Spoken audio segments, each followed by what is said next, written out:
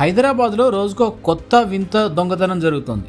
తాజాగా ఒక ఏటీఎంలో నింపేందుకు పెట్టిన 17 లక్షల రూపాయల క్యాష్తో ఆ క్యాష్ వ్యాన్ డ్రైవరే ఉడాయించాడు. ఐఎస్ సదన్ పోలీస్ స్టేషన్ పరిధిలో ఈ ఘటన చోటు చేసుకుంది. ఏటీఎంలో నగదు నింపే క్యాష్ వ్యాన్ డ్రైవర్ ముందస్తు ప్రణాళికతోనే ఈ చోరీకి పాల్పడినట్టు పోలీసులు చెప్తున్నారు.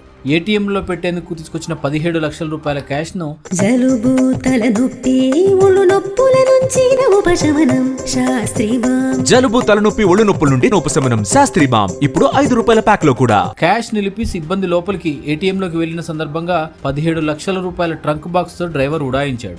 మోటార్ వెహికల్ పైన అతను పరారైనట్టుగా సీసీటీవీ ఫుటేజ్లు చెప్తున్నాయి. ఘటన జరిగిన వెంటనే ఈ ఏటీఎం నగదు సప్లై సంస్థ పోలీసులకు ఫిర్యాదు చేసింది. పోలీసులు కేసు నమోదు చేసి దర్యాప్తు ప్రారంభించారు. పరిసర ప్రాంతాల్లో సీసీటీవీ ఫుటేజ్లను కూడా సేకరించి పరిశీలిస్తున్నారు. నిందితుడిని పట్టుకునేందుకు అవసరమైన ప్రత్యేక బృందాలను కూడా పోలీసులు ఏర్పాటు చేశారు.